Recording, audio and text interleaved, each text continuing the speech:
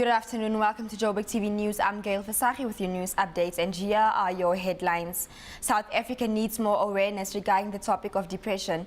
Dan Plato has been voted in as mayor of Cape Town once again, and union expects SABC members to wear black tomorrow as part of a shutdown build-up.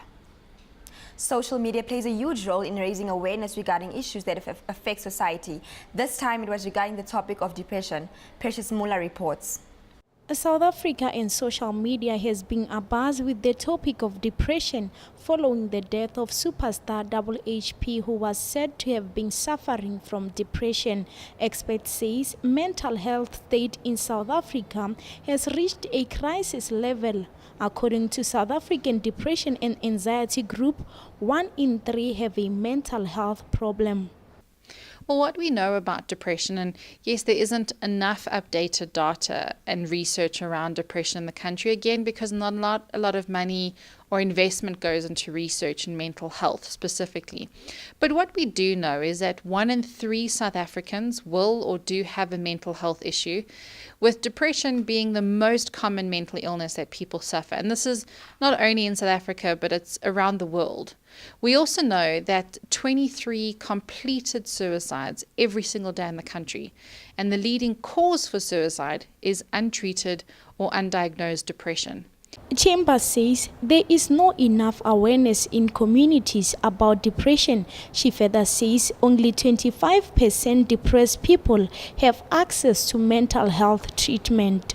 It's such an important question that there isn't enough awareness or information in the Black community about depression. And again, there isn't a Zulu word for depression. Therefore, it's not a real illness. I mean, how oftentimes do we hear, just snap out of it or think positively?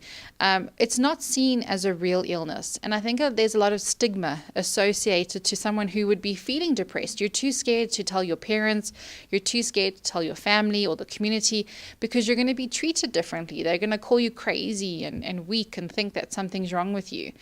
So it's so important that we raise awareness in communities. When we've got so many South Africans suffering from a mental health issue, only 25% of people with a mental health issue have access to treatment. Furthermore, Chambers says there is a direct link between depression and suicide. She says it is a concern since suicide rates continue to be on the rise in South Africa. According to SADAG, 23 people commit suicide daily in the country. Meanwhile, SADAG calls on government to invest more resources on mental health, and also they call for those who are suffering from depression to get help. I'm Precious Muller, Joburgtv News. Dan Plato has been voted in as the mayor of Cape Town for the second time. Plato secured a resounding victory over fellow mayoral candidates, the ANC's Xolani Sotashe and Grant Haskin for ACDP.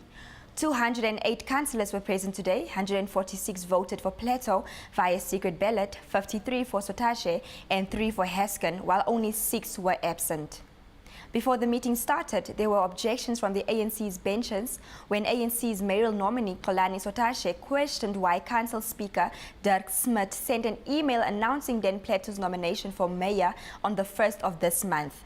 But Sotashe was met with a snappy comeback from Smith. Voting eventually took place and Dan Plato was able to claim his mayoral chain again. The Communication Workers Union expects hundreds of its members at the SABC to wear black tomorrow as part of the build-up to a shutdown on Friday. Unions are fighting back against planned retrenchments at the public broadcaster. Last week, the SABC said it would approach the CCMA for assistance with the process.